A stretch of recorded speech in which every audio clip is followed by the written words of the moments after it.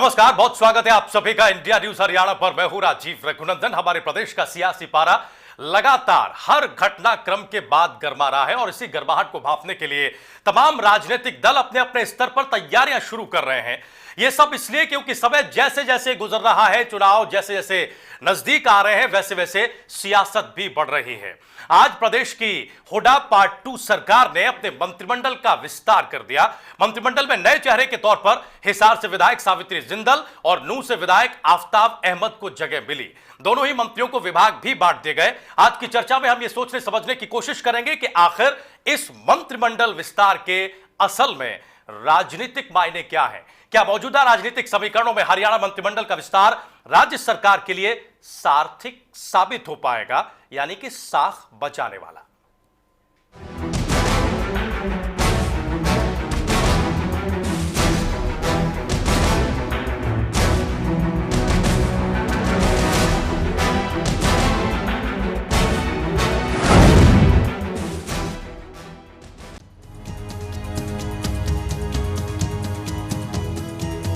प्रदेश में चुनावी आहट के साथ ही कांग्रेस ने तैयारियां करनी शुरू कर दी हैं और इसी कड़ी में हरियाणा मंत्रिमंडल का विस्तार किया गया। प्रदेश के मुख्यमंत्री भूपेंद्र सिंह हुड्डा ने हरियाणा मंत्रिमंडल का विस्तार किया। इंडिया न्यूज हरियाणा ने इस खबर को सबसे पहले आपको दिखाया था कि हिसार से विधायक सावित्री जिंदल और नूंह के विधायक आफ्ताब अहमद को मंत्री बनाया जा सकता है, और हुआ भी यूं ही। सावित्री जिंदल और आफ्ताब अहमद को हरियाणा मंत्रिमंडल में शामिल किया गया।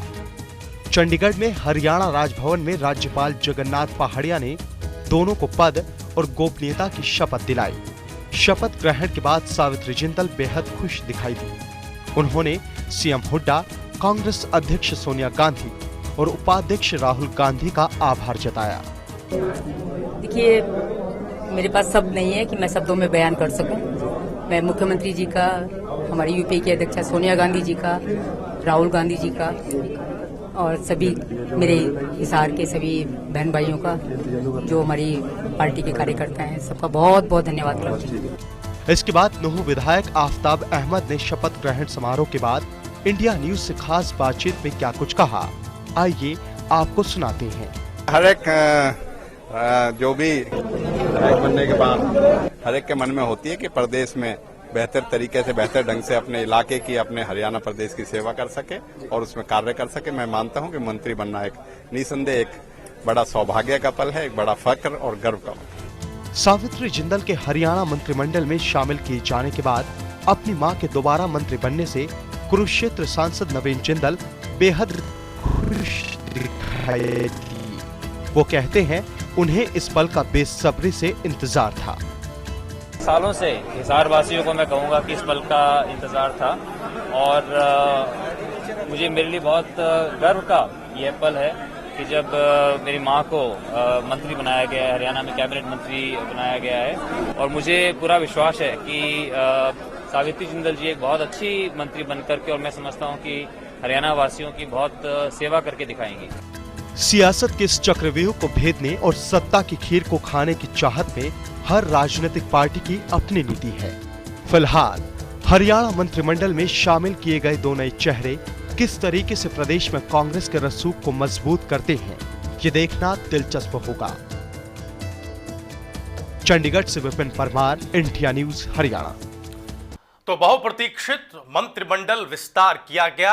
2 विधायकों को मंत्री पद से नवाजा गया, सावित्री जिंदल और आफ्ताब अहमद। हमारे साथ एक बड़ा पैनल मौजूद है। हमेशा की तरह इस मंत्रिमंडल विस्तार के राजनीतिक मायने समझने के लिए कि आखिर राजनीतिक समीकरण क्या है इस विस्तार को लेकर। इसके अलावा ये जो 2 नए चेहरे मंत्रिमंडल में लाए गए हैं, क्या कांग्रेस की किसी रणनीति का हिस्सा है, और ये 2 नए चेहरे किस तरह से कांग्रेस पार्टी की नैया को पार लगाएंगे, साख को और मजबूत बनाएंगे। अपने पैनल से हम आपका परिचय करा दें। हमारे साथ बीजेपी से, भारतीय जनता पार्टी से प्रदेश प्रवक्ता जवाहर यादव जी स्टूडियो में हैं। बहुत स्वागत है जवाहर जी इंडिया न्यूज हरियाणा पर। इंडियन नेशनल लोकदल के प्रवक्ता राजीव जेटली साहब हमारे साथ स्टूडियो में हैं। जेटली साहब, बहुत बहुत धन्यवाद आने के लिए, बहुत बहुत स्वागत। हमारे साथ हरियाणा इंसाफ मंच के संस्थापक सदस्य हरियाणा इंसाफ मंच के नेता जीएल शर्मा साहब हैं। शर्मा साहब बहुत बहुत स्वागत है। हमारे साथ तेजपाल शर्मा जी हैं, आप भाजपा के नेता हैं। इसके अलावा वरिष्ठ सहयोगी वरिष्ठ पत्रकार के वी पंडित जी हमारे साथ हैं।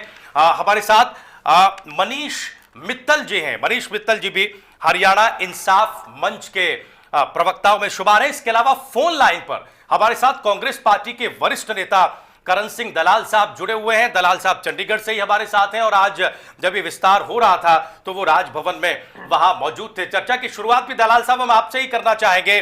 किस तरह के राजनीतिक मायने आप समझ रहे हैं इस मंत्रिमंडल विस्तार के, ये लाइन छोड़कर कि ये मुख्यमंत्री का विशेषाधिकार है, वो कभी भी किसी भी तरह से अपने मंत्रिमंडल का विस्तार कर सकते हैं?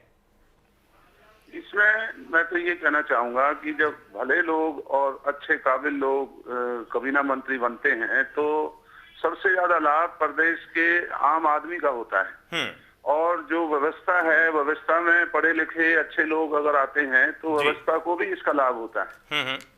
और सरकार जो भी अपने नीति प्रोग्राम और जो भी उनके कार्यक्रम हैं वो ये जो सक्षम मंत्री हैं वो लोगों तक अधिकारियों का उपयोग करके लोगों के जो भी उनकी जरूरतें हैं, जो उनके महकमों की जो भी कार्यक्रम हैं उनको सुचारू रूप से चलाएंगे तो इससे आम आदमी का भला होगा। और ये दोनों जो मंत्री बने हैं पूरे हरियाणा में बेदाग छवि के दोनों हमारे मंत्री हैं, तो मैं समझता हूँ इससे हरियाणा के सभी लोगों का भला होगा। दलाल साहब, ये आप कह रहे हैं, लेकिन विपक्षी जो समझ रहे हैं वो ये जो कह रहे हैं, आज दिन भर जो प्रतिक्रियाएं चली वो ये कि जो नुकसान राव इंद्रजीत के तौर पर कांग्रेस पार्टी का हुआ है उस नुकसान की भरपाई करने के लिए इन चेहरों को शामिल किया गया है। अगर राव इंद्रजीत ने ये कदम न उठाया होता तो शायद ये चेहरे मंत्रिमंडल में दिखाई नहीं देते। इन गुडी गुडी बातों के अलावा क्या असल हकीकत ये नहीं है दलाल साहब? जी नहीं, ये कहना गलत होगा, क्योंकि जो आफ्ताब अहमद साहब हैं वो हमारा जो मेवात का जबरदस्त इलाका है और हमेशा प्रदेश के अंदर मेवात के लोगों ने हर सरकार के अंदर उनका प्रतिनिधित्व रहा है। तो आज न केवल मेवात का बल्कि मेवात के एक बहुत ही योग्य और पढ़े लिखे विधायक को कबीना मंत्री बना करके उन्होंने मेवात को ही नहीं पूरे हरियाणा को ही गौरवान्वित किया है। लेकिन दलाल साहब, आपको नहीं लगता ये सौगात काफी पहले मिल जानी चाहिए थी? ये आपकी बात सही है, लेकिन अगर ये सब कुछ इतना ही अच्छा था जैसा आप बता रहे हैं तो ये तो काफी पहले हो जाना चाहिए था। ये क्योंकि प्रदेश के अंदर आप अच्छी तरह से जानते हैं जब मंत्रिमंडल का गठन होता है तो मुख्यमंत्री के सामने कई प्रतिनिधित्व की जो समस्याएं होती हैं उन पर मजबूरी होती है। लेकिन इस तरह से कोई ऐसी देरी वाली बात या राव इंद्रजीत सिंह जी का कोई वो करने की ये प्रतिक्रिया नहीं है। ठीक है दलाल साहब, आप हमारे साथ रहिएगा, गुजारिश है आप बने रहिएगा फोन लाइन पर। हमारे साथ एक बड़ा पैनल है, सभी पार्टी राजनीतिक दलों के प्रतिनिधि हमारे साथ मौजूद हैं जो आपसे सवाल जरूर करना चाहेंगे कांग्रेस पार्टी को लेकर। हमारे हैं जवाहर साहब आपके पास। रामविलास शर्मा जी जो प्रदेश अध्यक्ष हैं हरियाणा बीजेपी के, वो हमारे साथ फोन लाइन पर जुड़े हुए हैं। रामविलास शर्मा जी, स्थिति क्या बिल्कुल ऐसी है जैसी दलाल साहब बता रहे हैं और केवल बेहतर प्रतिनिधित्व के लिए, जनता की ज्यादा भलाई के लिए, शिक्षित लोगों को मंत्रिमंडल में लाने के लिए ये मंत्रिमंडल विस्तार किया गया, या इसके पीछे की कहानी आपको कुछ और दिखाई देती है? देखिए, श्री करण सिंह जी दलाल भले आदमी हैं, हमारे मित्र अजीज हैं जी, परंतु ये जो चौधरी भूपेंद्र सिंह हुड्डा ने अपने कार्यकाल के अंतिम पड़ाव पर ये जो मंत्रिमंडल का विस्तार किया है, ये एक उनका ना ही तो सावित्री जिंदल जी, ओम प्रकाश जी जिंदल की श्रीमती हैं और ये पहले भी मंत्रिमंडल में रही हैं और आफ्ताब साहब भी चौधरी खुर्शीद अहमद के पुत्र हैं। चौधरी खुर्शीद अहमद मेवात को बहुत वर्षों तक उन्होंने रिप्रेजेंट किया है। ये दोनों लोगों का जो मंत्रिमंडल में शामिल किया जाना और अंतिम हुड्डा साहब के कार्यकाल के 4-6 महीने बाकी हैं बस, और वो कहते हैं 900 चूहा खा के बिल्ली हज को चली। ये उन क्षेत्रों को, ना तो उन क्षेत्रों के लोगों को ये एहसास है कि भाई हमारे किसी क्षेत्र को इन्होंने रिप्रेजेंटेशन दिया है। चर्चाएं ये चल रही थी कि संपत सिंह जी को भी स्पीकर बनाया जा रहा है, कादयान साहब को भी। तो हुड्डा साहब और जो पूरी कांग्रेस है हिंदुस्तान की इस समय, वो एक व्यक्तित्व से, उनकी लोकप्रियता से बौखला सी गई है और हरियाणा की जनता का केवल 4-6 दिन के लिए ध्यान डाइवर्ट करने के लिए ये जो इस समय चारों तरफ से कांग्रेस विफलताओं का एक किस्सा बन करके रह गई है। रामविलास जी, क्या आपको लगता है कि हज करने के लिए जो 2 चेहरे चुने हैं हुड्डा साहब ने, वो हज करवा पाएंगे? थोड़ी देर के लिए हम आपकी बात मान लें, जो उदाहरण आपने दिया 900 चूहे खा के बिल्ली हज को चली, अच्छा है, लेकिन क्या ये 2 चेहरे कामयाब होंगे? नहीं, ये तो हाजी नहीं है ना। दोनों जो चेहरे हैं, श्रीमती सावित्री जिंदल जी को तो इसलिए कि उनके बेटे नवीन जिंदल के ऊपर कोयला घोटाले में उनका नाम है और उनके नाम के साथ साथ सरदार मनमोहन सिंह जी घिर गए। सीबीआई ने अगर हम संक्षेप में समझ लें रामविलास जी, तो क्या इशारा ये है कि ये चेहरे मजबूरी बन गए थे? नहीं, ये चेहरे देखिए मजबूरी बन गए थे। आप सावित्री जिंदल का उदाहरण दे रहे हैं, इसका क्या अर्थ है? अगर वो कोयला घोटाले में वहां आरोपी हैं केंद्र में, तो इससे प्रदेश का क्या ताल्लुक है अगर ये मजबूरी नहीं बने तो?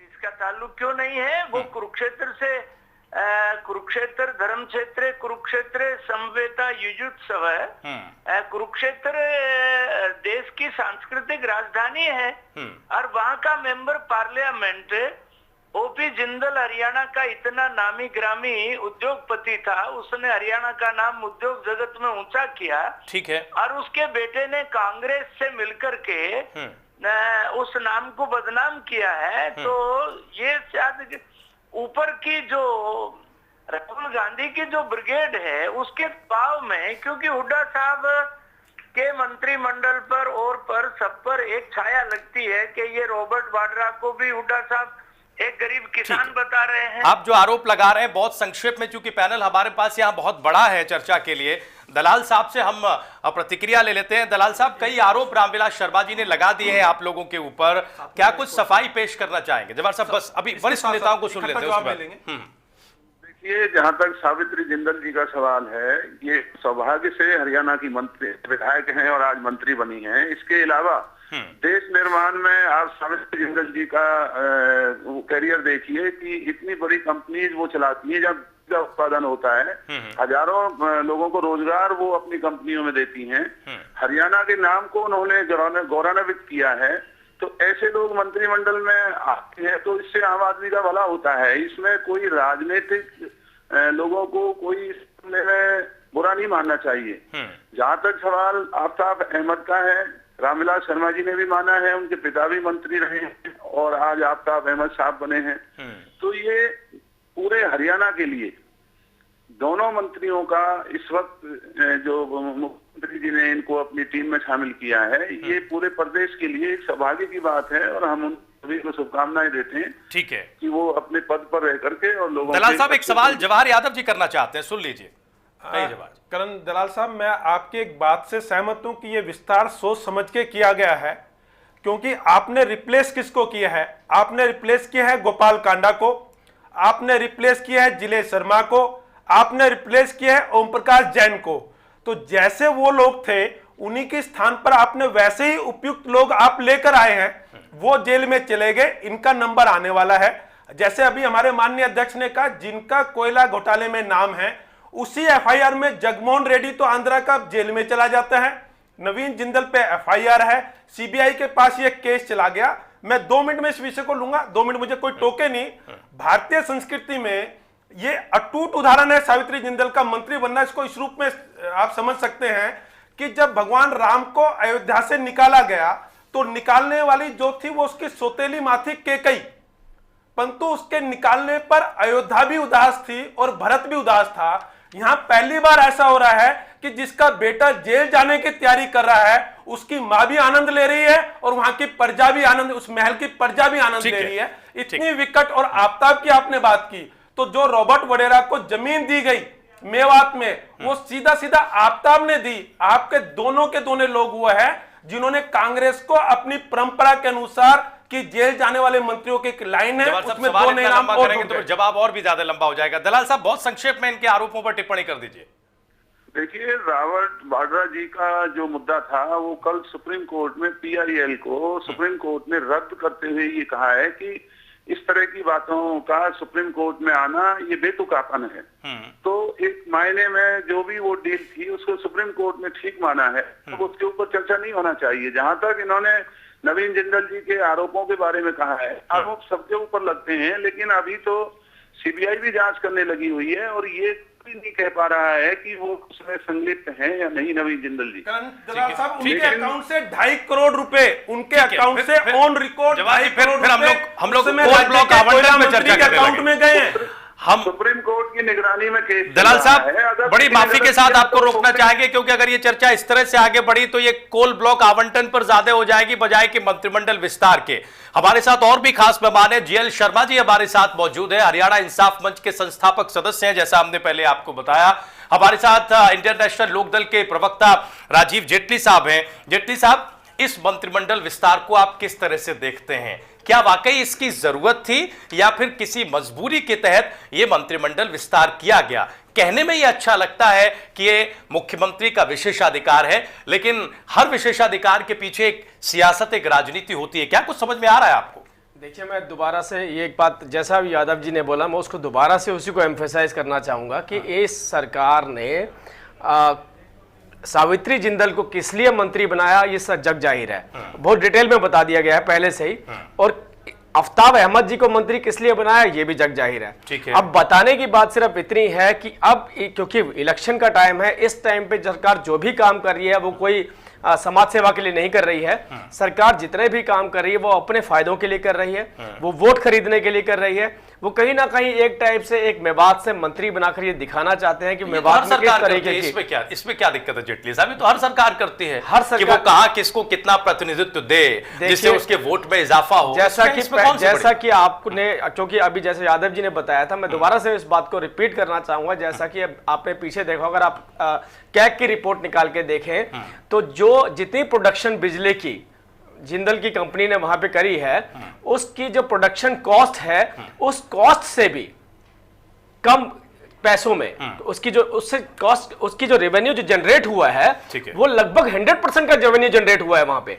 तो आप देखिए, कोई कंपनी, अगर हरियाणा की बिजली की बात की जाए, NTPC की बात की जाए, हाइड्रो प्रोजेक्ट्स की बात की जाए, वहां पे तो हमारा रेवेन्यू जनरेशन सिर्फ 20% होता है। लेकिन जब ये नवीन जिंदल की कंपनी की बात आती है, से क्या लेना था? आप देखिए यहाँ पे जो भी मुख्यमंत्री का विशेषाधिकार है, देखिए विधायक है, उन्हें मंत्रिमंडल में शामिल किया जा सकता है, उन्होंने किया, शामिल किया। अगर कोई मुख्यमंत्री ये समझता है कि फलाने इलाके से किया गया है, लेकिन किए जो उसको शामिल किया उसकी वजहें क्या हैं? देखिए, इसके पीछे मॉनेटरी बेनिफिट्स हैं, बहुत सारी चीजें। अंग्रेजी में एक शब्द होता है कैमोफ्लेज। जेटली साहब, हर सरकार को बेनिफिट देखती है, कोई सरकार बगैर बेनिफिट देखे नहीं चलती। यहाँ पे कोई जनसाधारण का बेनिफिट नहीं देखा जा रहा है, यहाँ अपना बेनिफिट देखा जा रहा है। हमारे साथ GL शर्मा जी हैं, लेकिन GL शर्मा जी के पास जाने से पहले धर्मपाल मलिक जी हमारे साथ जुड़ गए हैं, हजका के वरिष्ठ नेताओं में शुमार है। मलिक साहब, किस तरह से देख रहे हैं इस मंत्रिमंडल विस्तार को आप?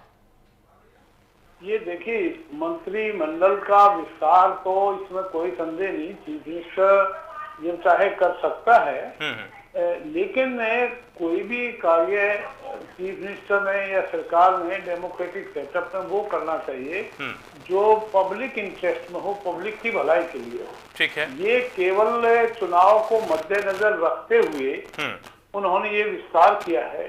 अगर किसी कम्युनिटी विशेष को या जाति विशेष को प्रतिनिधित्व देना था तो ये तो बहुत समय से खाली उनके पास था, वो दे सकते थे, उनके पास जगह थी। लेकिन ये सारा चुनाव को मद्देनजर देखते हुए, और चीफ मिनिस्टर ने जो गोहाना के अंदर है जो ये महाकुंभ की बात करते हैं तो शक्ति रैली के नाम से जी, उनमें लोगों को लुभावने के लिए इस किस्म का ये किया है। तो इसकी इस वक्त मैं समझता हूँ कोई जरूरत नहीं थी। और एक बात मेरे से पहले कोई साथी बोल रहे थे कि भाई किसी एरिया विशेष को प्रतिनिधित्व देने की बात कर रहे थे, लेकिन मुझे बहुत अफसोस से कहना पड़ता है कि मुख्यमंत्री या मंत्री, इवन एमएलए भी वो प्रदेश का होता है, एक इलाके का नहीं होता, एक कम्युनिटी का नहीं होता। काबिलियत के लिहाज से हमेशा मंत्रिमंडल का विस्तार किया जाता है, चाहे वो मलिक साहब रहे आप हमारे साथ। दिन भर आज इस तरह की चर्चाएं चलती रही कि ये जो मंत्रिमंडल विस्तार है इसके पीछे सियासी पेच ये फंसा हुआ है कि कांग्रेस पार्टी दक्षिण हरियाणा में जो राव इंद्रजीत के तौर पर उसे नुकसान हुआ है उसकी भरपाई करना चाहती है चुनावों से पहले, जिससे कि कुछ असर भी दिखाई दे। जेएल शर्मा साहब हमारे साथ स्टूडियो में हैं। जेएल शर्मा साहब संस्थापक सदस्य हैं, हरियाणा इंसाफ मंच के वरिष्ठ नेता भी हैं और कोर टीम में शामिल हैं राव इंद्रजीत की। जेएल शर्मा जी, इस बात में कितनी सच्चाई है? आप लोगों का कैलकुलेशन क्या बता रहा है? क्या वाकई जो चर्चाएं हैं वही जमीनी हकीकत है? राव इंद्रजीत साहब का नुकसान इतना बड़ा हो गया था कि सरकार को उसे भरना था और उसे भरने के तहत ही मंत्रिमंडल विस्तार किया गया और इन चेहरों को जगह मिली? नहीं, मैं ये बात मान के नहीं चलता। मेरे अपने विचार से, हमारे मंच के विचार से अगर हम देखें, सांसद राव इंद्रजीत सिंह जो मुद्दों की लड़ाई लड़ रहे हैं उसमें आफ्ताब अहमद के बनने ना बनने से कोई फर्क पड़ने वाला नहीं है। ठीक है। मैं आपको ये भी बता दूं कि जब पार्लियामेंट का चुनाव था पिछला, उसमें सांसद राव इंद्रजीत सिंह जो जीते और इलेक्शन जब लड़ रहे थे तो जितने भी हमारे कांग्रेस के विधायक थे वो विरोध कर रहे थे राव इंद्रजीत सिंह का। तो उसमें इनके जाने ना जाने से, मंत्री बनाने से राव इंद्रजीत सिंह को फर्क नहीं पड़ रहा, परंतु कांग्रेस को यह फर्क जरूर पड़ गया है कि उसको सोचना पड़ रहा है कि भाई हम क्या करें। लेकिन मैं ये कहता हूं कि राव इंद्रजीत सिंह ने एक ऐसी मुहिम छेड़ दी है और इंसाफ दिलाने की जो मुहिम छेड़ी है उससे कांग्रेस चाहे कुछ भी कर ले, अब हमारे दक्षिणी हरियाणा की नहीं मैं बात करता, हरियाणा में जिस तरह से अनजस्टिफिकेशन और डिस्क्रिमिनेशन हुआ है, हरियाणा में कांग्रेस नहीं आने वाली। मंत्री बनाने का साल भर में तुम मंत्री बना रहे हो। अभी दलाल साहब हमारे भाई कह रहे थे कि ईमानदार आदमी है, ये दोनों मंत्री बड़े ईमानदार हैं और पढ़े लिखे हैं। इससे पहले वाले सारे मूर्ख थे, सारे बेईमान हैं। तो ईमानदारी आपने 4 साल बाद में पता चली। सावित्री जिंदल तो पिछली बार मंत्री थी, तो बीच में बेईमान हो गई थी, फिर ईमानदार हो गई है। तो इससे कोई फर्क नहीं पड़ने वाला। हरियाणा की जनता सब जाग चुकी है और जिस तरह से लोगों के साथ भेदभाव, क्षेत्रों के साथ नौकरियों में, डेवलपमेंट में हुआ है, उस भरपाई को ये पूरा नहीं करेंगे। बल्कि मैं तो इनके साथ मेरी सहानुभूति है कि ये विधायक रहते तो शायद लोगों को ये कह देते यार मजबूरी है, काम नहीं होंगे हमारे। अब मंत्री बनने के बाद मेरे प्रेशर ज्यादा आएगा और शायद आगे इनका। जेएल शर्मा जी, पिछले कुछ दिनों से आपके मंच की तरफ से एक महागठबंधन बनाने की बात चल रही है। महागठबंधन बनाने की दिशा में आप लोगों के कदम कितने पुख्ता और कितने आगे बढ़े हैं? क्योंकि आज कई राजनीतिक दलों के, हमें लगता है कि प्रदेश के सभी बड़े राजनीतिक दलों के प्रतिनिधि हमारे साथ मौजूद हैं, इसलिए हम ये सवाल पूछ रहे हैं कि जो दिशा है महागठबंधन बनाने को लेकर वो कहां तक पहुंची है? देखिए, सांसद राव इंद्रजीत सिंह काफी अनुभवी और 35 साल के अच्छे और सच्चे ईमानदार नेता हैं। और एक परिवार के बड़े के नाते, जैसे बड़ा लंबा चौड़ा कहीं परिवार होता है, तो उनकी मंशा जरूर है कि जो मतों का बंटवारा है जिसका लाभ कांग्रेस हमेशा उठाती है, उस मतों के बंटवारे को रोकने का कोई प्रयास किया जाए। और ये पहले चौधरी देवलाल जी ने किया था, वो सक्षम हुए थे, देश के डिप्टी पीएम तक पहुंचे थे। अगर राव इंद्रजीत इस दिशा में कोई कदम बढ़ा रहे हैं और हरियाणा के जितने भी विपक्षी नेता हैं उन सबको सबसे बात कर रहे हैं, उनको मिलाने की बात कर रहे हैं, उनको इकट्ठा करने की बात कर रहे हैं, तो प्रदेश हरियाणा के हित की बात कर रहे हैं। शर्मा जी, सहमति के स्तर पर ही सही, मैं कुछ राजनीतिक दलों का साथ आपको मिला है या नहीं? निसंदेह धीरे धीरे करके साथ बनता जा रहा है और आप देख भी रहे होंगे और हरियाणा की जनता भी देख रही है। समय आने पे पता चल जाएगा। ठीक है कि भी ये साथ। जेटली साहब, सहमत है इस महागठबंधन की परिकल्पना से? क्योंकि अभय चौटाला साहब का बयान है कि न्योता आपने भेजा 1 तारीख की रैली के लिए, उन्होंने स्वीकार भी कर लिया। सूत्रों के मुताबिक खबरें ये भी आई कि वो मंच पर पहुंचेंगे भी, सूत्रों के मुताबिक ये खबरें आई। आपकी पार्टी किस तरह से रणनीति बना रही है इस महागठबंधन को लेकर? देखिए, हमारी पार्टी का जो एजेंडा है वो बिल्कुल साफ है, बिल्कुल क्लियर है। हमारा गठबंधन जनता के साथ है। और आप देखिए, आज कुछ भी बोला जाए, मैं सम्मान करता हूं सभी पार्टियों का, सब अपने अपने लेवल पे अपना काम कर रही हैं। लेकिन अगर हम हिंदुस्तान की बात करते हैं, हम मोदी जी की बात करते हैं, तो हम राष्ट्रीय मुद्दों के ऊपर बात करते हैं, हम हरियाणा के मुद्दों पर बात नहीं करते हैं। लेकिन आज की डेट में अगर हरियाणा में कोई विकल्प है कांग्रेस का, अब तो कांग्रेस अपने आप में भी कोई पार्टी नहीं रह गई है जो अगले चुनाव में शायद वो 10-15 सीटों पर भी सिमट के रह जाए। अगर अब कांग्रेस का कोई विकल्प है तो वो केवल है इंडियन नेशनल लोकदल। अब इंडियन नेशनल लोकदल के साथ अभी मैं आपको सिर्फ इंडियन नेशनल लोकदल की बात करूंगा, मैं अभी गठबंधन की बात बिल्कुल नहीं कर रहा हूं। सिर्फ इंडियन नेशनल लोकदल की एकमात्र ऐसी पार्टी है जो हरियाणा में फुल फ्लेज मेजोरिटी के साथ अपनी सरकार बना सकती है। हाँ, जैसा कि अभी शर्मा जी ने बताया, क्योंकि कांग्रेस को बाहर रखना है प्रदेश में भी और केंद्र में भी, उसके लिए क्या रणनीति बनाई जाती है और कैसे बनाई जाएगी वो एक बात की बात है। लेकिन मैं इतना जरूर बोलूंगा, इसका मतलब ये कि आप उन संभावनाओं को नकार नहीं रहे हैं। मैं आपसे जिसे आप रणनीति का शब्द दे रहे हैं, रणनीति का नाम दे रहे हैं, वो ये है कि गठबंधन में आप शामिल भी हो सकते हैं। आपको इस बात को इस तरीके से लीजिए कि हमारी पार्टी में भाई अभय सिंह जी चौटाला ने बहुत पहले ही क्लियर कर दिया था कि हम बिना शर्त मोदी जी को समर्थन देंगे। जब मोदी जी को समर्थन देने की बात आई थी, मोदी जी को समर्थन की बात है, क्योंकि हम लेकिन हरियाणा इंसाफ मंच के महागठबंधन को समर्थन है या नहीं? मैं आपसे दोबारा एक मिनट लूंगा आपका। वो भाई अभय सिंह जी चौटाला ने इसलिए बोली थी क्योंकि हम सक्षम है हरियाणा में सरकार बनाने में, हम सक्षम है हरियाणा में लोकसभा की सीटें निकालने में, हम अपनी सीटों का जितना भी समर्थन होगा वो नरेंद्र मोदी जी को देंगे। ये भाई अभय सिंह जी चौटाला ने बोलता। इस बात से आप एक सवाल और महागठबंधन को लेकर है, ये ठीक है कि नरेंद्र मोदी को आप प्रधानमंत्री बनाना चाहते हैं, लेकिन रास्ता हरियाणा से निकलेगा और हरियाणा में हरियाणा इंसाफ मंच ये कह रहा है कि वो महागठबंधन की कल्पना लेकर आ रहा है। ठीक है, हम पंडित जी के पास चलेंगे, ब्रेक के लिए हमें रुकना है। एक मिनट और लूंगा। इंडियन नेशनल लोकदल एक गंगा की तरह नदी है, उसमें बहुत सारी नदियां आके मिल सकती हैं। जेटली साहब, ये बयान बहुत आम है। कांग्रेस पार्टी अभी कह रही थी राव इंद्रजीत को लेकर के समंदर है, किसी नेता के आने जाने कोई फर्क नहीं पड़ता। हम एक ब्रेक के लिए रुकेंगे, लेकिन ब्रेक पर जाने से पहले केबी पंडित जी का एक कमेंट, एक प्रतिक्रिया जरूर लेना चाहेंगे। केबी पंडित जी, तमाम तरह की जो चर्चाएं हो रही हैं यहां पर मंत्रिमंडल विस्तार को लेकर भी और आने वाले सियासी समीकरणों को लेकर, क्या कुछ दिखाई दे रहा है आपको? मंत्रिमंडल विस्तार को आप किस नजरिए से देख रहे हैं? नेता तो उसके दूरगामी परिणाम होते हैं। यहाँ मुख्यमंत्री ने एक तीर से दो शिकार किए।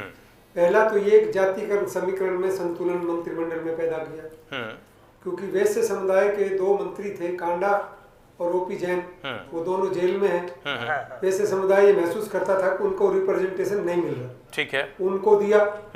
फिर मेवात में एक बड़ा चंक है वोट का, तो उसमें वहां अभी तक जो था जलेब खान इंडिपेंडेंट जो बने थे उनको सीपीएस बना रखा। तो खुर्शीद अहमद परिवार से हैं, आफ्ताब उनके बेटे हैं, तो वहां प्रतिनिधित्व राजनीतिक दृष्टि से देना उनके लिए जरूरी था। तो उस लिहाज से उन्होंने पहला गेम तो ये करा, जातिकरण संतुलन पैदा किया। दूसरा ये करा, सावित्री जिंदल हिसार से संबंध रखती है।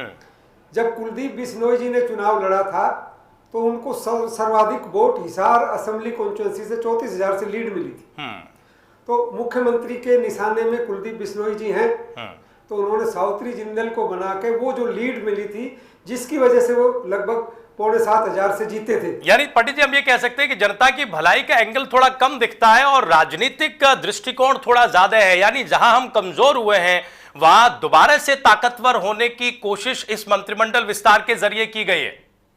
हाँ, बिल्कुल बिल्कुल, दोनों माने, दोनों। फिर अगर आप मेवात की बात करें तो राव इंद्रजीत वहाँ इस इलाके के सबसे बड़े नेता हैं, ठीक है, अहिरवाल के। उनका कांग्रेस से मोह भंग हो गया, तो कांग्रेस ने अपनी स्थिति मजबूत करने के लिए मेवात, फिर गुड़गांव, रेवाड़ी, महेंद्रगढ़, तो उन्होंने अहीरों में भी 4-5 मंत्री बना रखे। लेकिन पंडित जी, क्या इससे असर पड़ेगा?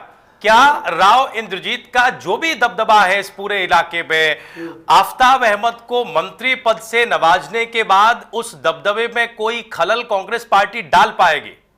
देखो, चुनाव में क्या आगे समीकरण बनेंगे वो तो आगे की बात है, लेकिन कांग्रेस का उद्देश्य यही है वो गुड़गांव इलाके में, गुड़गांव पार्लियामेंट्री कॉन्स्टिट्यूंसी में अपनी स्थिति मजबूत करें। और उस मजबूती में आफ्ताब अहमद को मंत्री बनाया गया है, उद्देश्य यही है राजनीतिक। ठीक है, रहिए आप हमारे साथ केबी पंडित जी। तमाम खास पैनल हमारे साथ लगातार मौजूद है। एक छोटे से ब्रेक के लिए हम यहां रुकेंगे, लेकिन ब्रेक के उस पार हम इस चर्चा को और भी बड़े परिदृश्य में ले जाएंगे और भविष्य की राजनीति क्या होगी, यह मंत्रिमंडल विस्तार भविष्य की राजनीति पर क्या असर डालेगा, महागठबंधन की संभावना कितनी बची हुई है, क्योंकि तमाम राजनीतिक दल, बड़े राजनीतिक दल इस संभावना को सिरे से खारिज भी करते रहे हैं और अंदर ही अंदर समर्थन भी देते रहे हैं। 1 तारीख की जो रैली होगी और 10 तारीख की जो रैली होगी वो प्रदेश में किस तरह के नए सियासी समीकरण पैदा करेगी, क्योंकि नवंबर शुरू हो चुका होगा और कहा यह जा रहा है राजनीतिक पंडितों की तरफ से कि नवंबर और दिसंबर में